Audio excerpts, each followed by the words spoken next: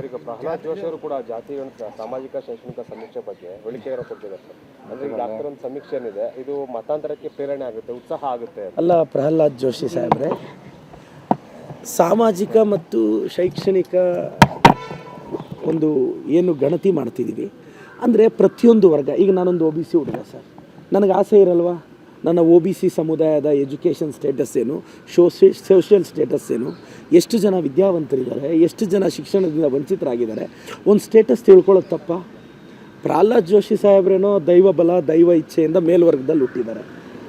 So ಅವರು Born rich, ಅವರು ಆಗರ್ಭ ಶ್ರೀಮಂತರಿದ್ದಾರೆ, ಚೆನ್ನಾಗಿ ಬೆಳೆದಿದ್ದಾರೆ, ಅವ್ರ ಮನೇಲಿ ಚೆನ್ನಾಗಿ ನೋಡ್ಕೊಂಡಿದ್ದಾರೆ, ಅವ್ರನ್ನ ಚೆನ್ನಾಗಿ ಓದಿಸಿದ್ದಾರೆ. ಬಟ್ ನಮ್ಮಂಥ ಒ ಬಿ ಸಿ ಮಕ್ಕಳು ನಾವು ಹಂಗೆ ಬೆಳೆದಿಲ್ವೇ? ಪ್ರಹ್ಲಾದ್ ಜೋಶಿ ಸಾಹೇಬ್ರ ಥರ ನಾವೆಲ್ಲ ಇಂಗ್ಲೀಷ್ ಮೀಡಿಯಮಲ್ಲಿ ಓದಿಲ್ವೇ? ಅವ್ರ ತಂದೆ ತಾಯಿ ಎಷ್ಟು ನೋಡ್ಕೊಂಡು ಚೆನ್ನಾಗೇ ಆರ್ಥಿಕ ಸ್ಥಿತಿವಂತರು ಎಲ್ಲರೂ ಇರಲ್ವೇ?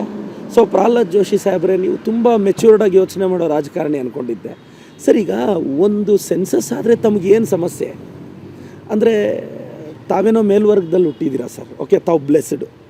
ನಾವೆಲ್ಲ ಸಾಮಾನ್ಯ ಕುಟುಂಬದ ಹುಡುಗರು ಸರ್, ಒ ಬಿ ಸಿ ಸಮುದಾಯದ ಹುಡುಗರು, ನಾವೆಲ್ಲ ಚಿಕ್ಕ ಚಿಕ್ಕ ಸಮುದಾಯದ ಹುಡುಗರು. ನನ್ನ ಸಮುದಾಯದ ಸ್ಟೇಟಸ್ ನಮಗೆ ಗೊತ್ತಾಗಬೇಕು. ನನ್ನ ಸಮುದಾಯದಲ್ಲಿ ಸಾವಿರಾರು ಜನ ಮಕ್ಕಳು ಶಿಕ್ಷಣದಿಂದ ವಂಚಿತರಾಗಿದ್ದಾರೆ, ಈವನ್ ಮುಖ್ಯವಾಹಿನಿಗೆ ಬರೋಕ್ಕೆ ಫೇಲ್ ಆಗ್ತಿದ್ದಾರೆ. ಅದನ್ನು ತಿಳ್ಕೊಬೇಕು ಅಂದರೆ ಅದು ಇನ್ನು ತೇಜಸ್ವಿ ಸೂರ್ಯ ಇದ್ದಾರೆ.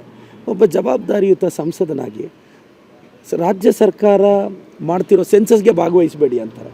ಯಾಕೆ ನಿಮ್ಮ ನಂಬರ್ ಕಡಿಮೆ ಬರುತ್ತೆ ಅಂತ ಆತಂಕನ ತೇಜಸ್ವಿ ಸೂರ್ಯ ಅವರೇ? ಕೆಲವ್ರು ಏನು ಮಾಡಿದ್ರು ಅಂದರೆ ಸರ್, ಅವ್ರ ನಂಬರ್ಸ್ನ ಅಷ್ಟು ಇಷ್ಟು ಅಂತ ಪ್ರೆಸೆಂಟ್ ಮಾಡಿದರು. ಈಗ ಕೆಲವರಿಗೆ ಭಯ ಬಂದಿದೆ, ಆ ನಂಬರ್ಸ್ ನಿಜ ಗೊತ್ತಾಗ್ಬಿಟ್ರೆ ಏನಾಗುತ್ತೆ ಅಂತ. ದಯವಿಟ್ಟು ನಾನೊಂದು ಒ ಬಿ ಸಿ ಹುಡುಗನಾಗಿ ವಿನಂತಿಸ್ತೀನಿ, ದಯವಿಟ್ಟು ಇದಕ್ಕೆ ಸಹಕರಿಸಿ.